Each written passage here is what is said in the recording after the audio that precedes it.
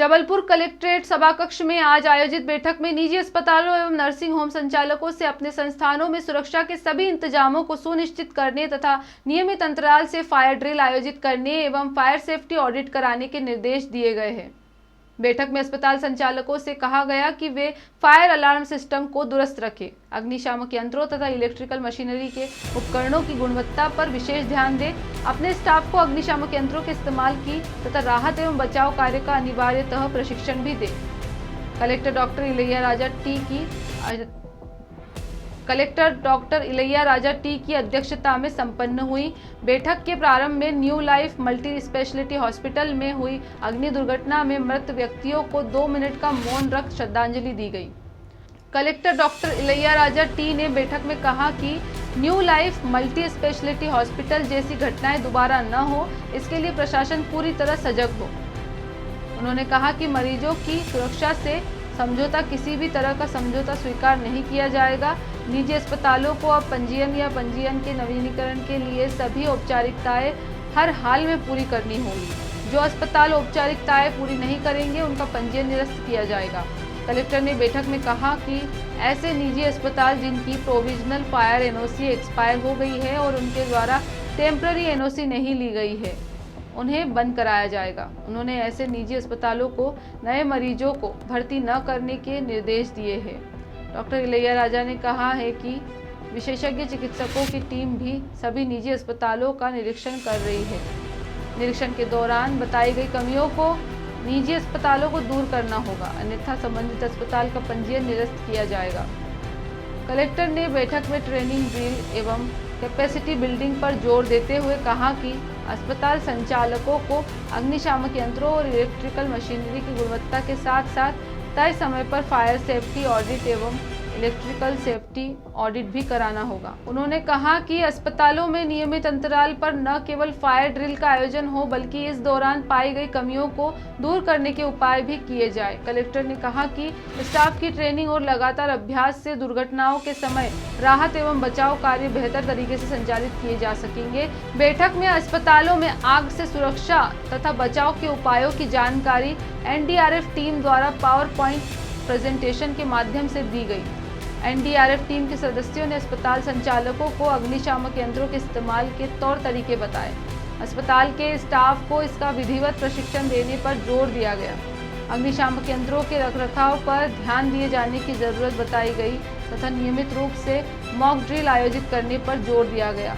नगर निगम की ओर से भी फायर एनओसी प्राप्त करने और इसके लिए जरूरी औपचारिकताओं की तथा प्रोविजनल, टेम्पररी एवं परमानेंट फायर एनओसी के प्रावधानों की जानकारी दी गई।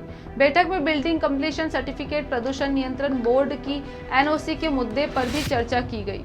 विद्युत सुरक्षा विभाग की ओर से भी अस्पतालों में विद्युत भार के अनुरूप वायरिंग एवं विद्युत उपकरणों की सुरक्षा, अर्थिंग तथा विद्युत उपकरणों के मेंटेनेंस आदि पर भी जोर दिया गया।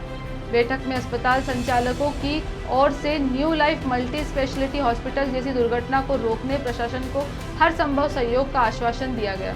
अस्पताल संचालकों ने इस बारे में कई सुझाव भी दिए तथा सभी तरह की अनुमतियों के लिए सिंगल विंडो सिस्टम बनाने की ज़रूरत बताई गई। नहीं, अभी रिसेंटली है ना, हमारी जबलपुर ज़िले में एक अग्नि दुर्घटना हुई है। उसके कारण हम लोगों को 8 लोगों का है ना खोना भी पड़ा है। उसके बाद हम लोगों ने टोटल हमारी पूरी जबलपुर ज़िले में 136 है ना प्राइवेट हॉस्पिटल्स हैं, उन सबको आज है ना मीटिंग कॉल किए हैं। उसके साथ साथ nursing home association, hospital association, उन सारे मेंबर्स को भी हम लोगों ने कॉल किए हैं। इसमें एक डिटेल्ड है ना डिस्कशन हुआ है। एक नेशनल डिसास्टर रिस्पांस फोर्स है, उनका फायर यूनिट है, हमारे ना होमगार्ड का एसडीआरएफ है, उनके माध्यम से एक डिटेल्ड प्रेजेंटेशन दिया गया है एक प्रॉपर अंडरस्टैंडिंग के लिए कि फायर के बारे में और उसके नेसेसरी है ना प्रिकॉशंस है ना क्या होना चाहिए उसके बारे में। इसके अलावा हमारी नगर निगम का फायर सेफ्टी ऑफिसर के माध्यम से भी एक डिटेल्ड प्रेजेंटेशन दिया गया है। स्पेशली अभी एक new life multi speciality hospital में घटना हुई है, उसका सारे फोटोग्राफ के माध्यम से कहाँ कहाँ गलतियाँ हुई हैं, क्या क्या गलतियाँ हुई हैं, उसको पूरा इन्हें एक्सप्लेन किया गया है। इसके अलावा नगर निगम में क्या प्रोसीजर्स होती हैं, प्रोविजनल एनओसी, टेम्पररी एनओसी, उसका रिन्यूअल, मतलब उनकी सारी प्रोसीजर्स को भी हम लोगों ने एक ठीक तरीके से समझाया गया है। इसके अलावा नगर उसमें क्या कमियां पाया जाता है, जब भी कोई इंडिपेंडेंट इंजीनियर है हॉस्पिटल की ओर से, मतलब वो जांच करते हैं और डेफिशिएंसीज है ना उनको बताते हैं। एक नेशनल बिल्डिंग कोड है, उसमें एक फायर चैप्टर 4 में फायर सेफ्टी का एक डिटेल्ड है ना डायरेक्शंस है। उसके आधार पर एक प्रोफार्मा में इंडिपेंडेंट इंजीनियर जांच कराते हैं, उसमें डेफिशिएंसीज को कैसे आइडेंटिफाई करना है, उसको करेक्ट कैसे करना है, और नगर निगम के ना डेफिशिएंसी आइडेंटिफाई करके अंदर उसको कैसे है ना करेक्ट करना है, इसके बारे में डिटेल्ड एक प्रैक्टिकल है ना डिस्कशंस हुआ है। इसके अलावा इलेक्ट्रिकल सेफ्टी ऑडिट है, वो सारे हॉस्पिटल को है ना कराना होती है। जैसे कि ना एक 125 है ना केवी के ऊपर है ना कितने भी लोडेड हॉस्पिटल है, वहाँ एक फायर सेफ्टी इंजीनियर्स की अपॉइंट होना है ना ज़रूरी है बड़े हॉस्पिटल का, तो उसको लेकर भी हमने डायरेक्शन दिए। इवन मोर देन 33 केवी है, एंड उन सभी का एक सेल्फ सर्टिफिकेशन का भी है कि मतलब वो स्वयं अपना इलेक्ट्रिकल सेफ्टी को सर्टिफाई करके दे सकते हैं। बट 100 लोगों के ऊपर है ना एक जगह पे इकट्ठे हो रहा है, बट डेफिनेटली हमारी इलेक्ट्रिकल सेफ्टी डिपार्टमेंट की इंस्पेक्टर्स हैं, उनके माध्यम से ना सर्टिफाई कराना ज़रूरी है। ये एक इलेक्ट्रिकल सेफ्टी ऑडिट अभी भी ना ऑडिट के माध्यम से ही है, तो काफ़ी सारा सजेशंस भी आए हैं कि मतलब है ना it should be a mandatory document electrical safety के बाद, एक इवन ग्रांटिंग लाइसेंस या फिर ना उसको है ना कैंसिलेशन में, उसका भी हम लोगों ने बहुत सारे सजेशंस को भी नोट किए हैं। बट इलेक्ट्रिकल सेफ्टी ऑडिट भी है ना और थोड़ा डिटेल्ड ऑडिट कैसे किया जाए, उनको सारे हॉस्पिटल्स को एक डायनेमिक प्रोसेस भी है कि डेली बेसिस पे चेंजेस होती है, एक डिटेल्ड ना प्रेजेंटेशन उनके द्वारा भी दिया गया है। कॉमन मिस्टेक्स है ना हॉस्पिटल्स क्या क्या करते हैं, और मिस्टेक्स को समझने के बाद भी क्या चीज़ें ना नहीं हो पाता है, उनको कैसे दूर करना है, इसके बारे में भी डिटेल डिस्कशंस हुआ है। हमारी ना हेल्थ डिपार्टमेंट की CMHO के माध्यम से लाइसेंस है ना ग्रांट होता है, उसके एक नेसेसरी डॉक्यूमेंट्स होती है, वो सारे सबमिशन के बाद लाइसेंस है ना ग्रांट होता है। एक बिल्डिंग कंप्लीशन सर्टिफिकेट्स हो या फिर ना फायर NOCs हो, और NABH का और भी ना काफ़ी सारा अनेक्शर्स हैं वो सारे के, उसके लेकर भी हम लोगों ने डिटेल डिस्कशन किया है। एंड डेफिनेटली अभी भी हमारी है ना बहुत कुछ हॉस्पिटल है उनके पास इवन प्रोविजनल NOC भी है ना नहीं है, या फिर फायर NOC नहीं है, उन सब के खिलाफ है ना इमीडिएटली ना कार्रवाई करने के लिए भी निर्देश दिए हैं। और किनके पास है ना NOC है, उन्होंने टेम्प्रेरी NOC को अप्लाई किया है, उसको नगर निगम टीम को इमीडिएटली उसको विजिट करके उसको है ना चेक करने के लिए कहा गया है। इफ़ सारे पैरामीटर्स एक फायर प्लान प्रोविजनल NOC के दौरान दिया जाता है, वो फायर प्लान के हिसाब से उन्होंने सारे काम किया है, तो फिर इमीडिएटली उनको टेम्प्रेरी NOC ना प्रोवाइड किया जाएगा। बट उन्होंने नहीं किया है तो अगेन उन हॉस्पिटल को अभी हम इमीडिएटली ना हम लोग के ना रिक्वेस्ट करेंगे, उस लिस्ट आउट करेंगे कि वो न्यू पेशेंट्स को बिल्कुल है ना एडमिशन नहीं करना है, और आपकी है ना पूरी कमियों को है ना पहले दूर करना है फायर सेफ्टी नाम्स का, फिर उसके बाद ही ना हॉस्पिटल को ओपन करना है। सर अभी तक कुल कितनी हॉस्पिटल ऐसी कि जैसे कि नर्सिंग होम एसोसिएशन है या हॉस्पिटल एसोसिएशन है, मतलब है ना वो भी अपना सदस्य था, वो एक्चुअली आज एक्टिवली भी पार्टिसिपेट किया है। उन लोगों ने स्वयं भी बताया कि 2021 के बाद काफ़ी सारे लोगों की ना सदस्यता भी उन्होंने स्वयं है ना होल्ड पे रखा है। एंड हमने ये बताया कि जब भी कोई भी मिस्टेक्स करता है, इट इज़ अ टीम है ना, पूरी एसोसिएशन है, मतलब है ना उन सब के ऊपर है ना आता है।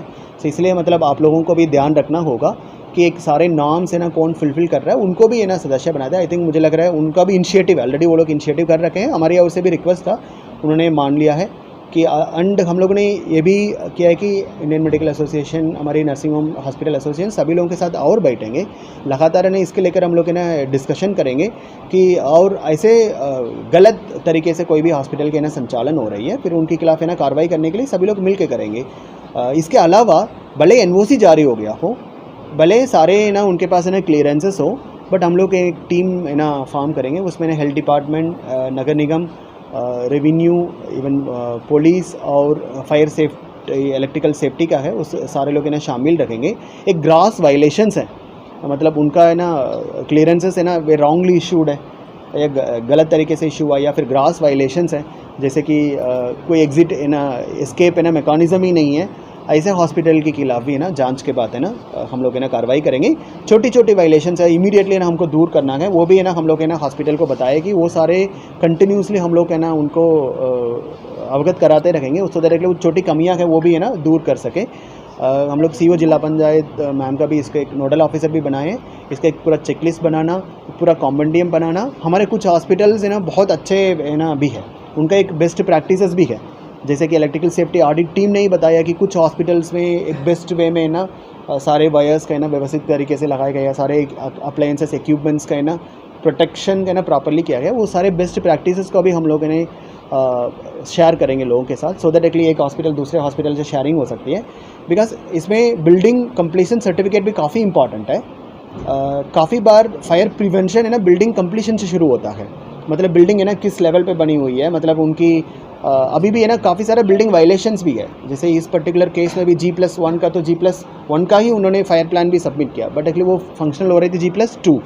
तो हम लोगों ने बिल्कुल ये भी डायरेक्शन दिया कि नगर निगम एक बार है ना सारे बिल्डिंग कंप्लीशन सर्टिफिकेट इशू नहीं हुआ है तो हमने डायरेक्शन दिया कि सारे लोग है ना अप्लाई करें बिल्डिंग कंप्लीशन सर्टिफिकेट के लिए। एक और प्रॉब्लम थी पुराने बिल्डिंग्स के लिए बिल्डिंग कंप्लीशन सर्टिफिकेट इशू नहीं होने का, वो हम लोग पॉलिसी इशू है स्टेट लेवल पे ना, कुछ बहुत सारे इश्यूज आए हैं वो हम लोग स्टेट लेवल पे भी रेज़ करेंगे। एंड माननीय मुख्यमंत्री महोदय का भी कल डायरेक्शन था कि एक है ना सिंगल प्लेटफॉर्म में ना सारे अप्रूवल्स हो, कहीं भी कोई भी लैप्स होता है तो इमीडिएटली रेड फ्लैग हो, उनको भी पता चले, डिपार्टमेंट को भी पता चले। तो आई थिंक उसके लेकर भी आई थिंक डिपार्टमेंट है ना काम करेंगे। हम लोग यहीं से भी ना हमारी सजेशंस और रिकमेंडेशंस है ना भेजेंगे। सर एक चीज़ जो हम लोग जानना चाह रहे हैं, सभी लोग ये जानना चाह रहे हैं कि ये इंसिडेंस हुआ, जैसे कि ना मैंने बताया, मतलब हमको इसको बहुत ही ना वेरी केयरफुली भी हैंडल करना पड़ेगा। हम लोगों का कहाँ है ना बिल्कुल है ना उनके पास एनओसीज नहीं है, सो इसलिए हम लोगों ने डिफरेंट क्लासिफिकेशंस किया है, मतलब है ना कार्रवाई करने के लिए स्टेप बाय स्टेप है ना, मतलब हम लोग है ना कार्रवाई करते जाएंगे। एक माइनर वायलेशंस है, मेजर वायलेशंस है, कहाँ सर्टिफिकेट्स नहीं है, राइट, तो इसको है ना चेक किया जाएगा। उन्होंने आई थिंक ओवरऑल एक लिस्ट है ना निकाला है या फिर उसको कैंसिल किया है, उसको भी हम लोग है ना जांच करेंगे।